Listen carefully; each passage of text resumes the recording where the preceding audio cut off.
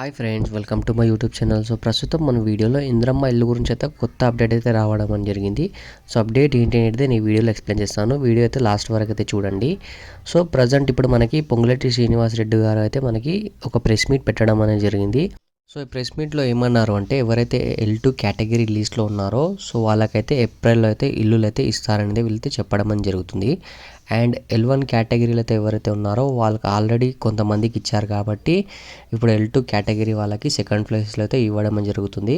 And దీని తర్వాత ఒక 3 ఫేజ్ ఇంకా ఉంటాయి. అంటే ఇప్పుడు ఫేజ్ 2లో ఎవరికి ఇవ్వబోతున్నారు అంటే, ఎవరైతే హ్యాండిక్యాప్ ఉన్నారో అండ్ ఎవరైతే ఒంటరి మహిళలు ఉన్నారో అండ్ ఇప్పుడైతే నిరుపేదరైతే ఎవరైతే ఉన్నారో సో ప్రజెంట్ ఇప్పుడు ఎవరికి వాళ్ళకి ఇల్లు లేదు ఉంటారు కదా. సో అలాంటి వాళ్ళకి అంటే మొన్న హైదరాబాద్లో చాలామంది ఇల్లులు అయితే కూలిపోయారు కదా. సో అలాంటి వాళ్ళకైతే ఇప్పుడు ఇవ్వడం అని జరుగుతుందంట. సో నెక్స్ట్ ఫేజ్లో అయితే నెక్స్ట్ వాళ్ళకనమాట, వాళ్ళకన్నా కొద్దిగా బెటర్ అయితే ఎవరైతే ఉన్నారో సో వాళ్ళకి. సో దాని తర్వాత ఇంకా 2 ఫేజులు ఎక్స్ట్రా అనేది మనకి పెట్టడం అనేది జరుగుతుందని అయితే వీళ్ళైతే ఈ ప్రెస్ మీట్ పెట్టి మనకైతే చెప్పడం అనేది జరిగింది. అండ్ ఇంకా కొంతమందికి అయితే లిస్ట్ చేంజ్ కావడం అని జరుగుతుంది. అండ్ ఇది ఎవరికి చేంజ్ అవుతుందంటే, ఎవరైతే చేంజ్ చేయించుకోవాలనుకుంటున్నారో వాళ్ళకి చేంజ్ అవుతుంది. సో మీరు ఒకవేళ చేంజ్ చేయించుకోవాలన్నప్పుడు అప్లికేషన్ పెడితే మీరు ఇప్పుడైతే ప్రజెంట్ ఇప్పుడు మీ స్టేటస్ అనేది చెక్ చేసుకోండి, అంటే చేంజ్ అయిందా లేదా అంటే. చాలామందికి అయితే అవుతుంది.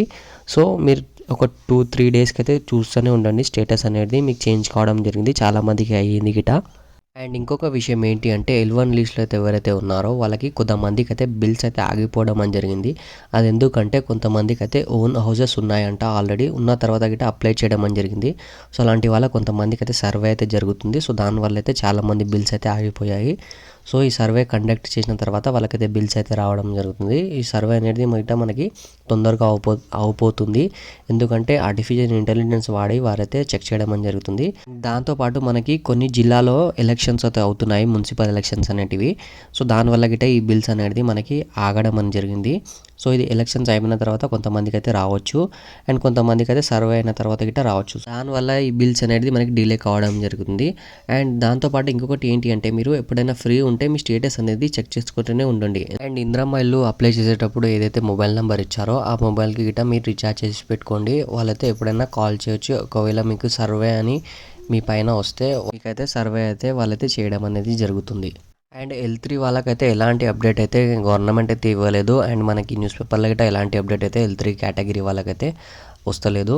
సో దాని గురించి అయితే మనం ఏం మాట్లాడలేం కాబట్టి నేను ఏం చెప్పలేకపోతున్నాను. సో L1 L2 వాళ్ళకి మాత్రమే ఇప్పుడు ప్రజెంట్ మనకి అప్డేట్ అనేది డైలీ ఇవ్వడం అనేది జరుగుతుంది కాబట్టి దాని గురించి ఈ వీడియోస్ చేయడం అనేది జరుగుతుంది. అండ్ ఇంకా ఏమైనా గవర్నమెంట్ నుంచి కొత్త అప్డేట్స్ వస్తే నేనైతే తప్పకుండా అయితే ఇస్తాను.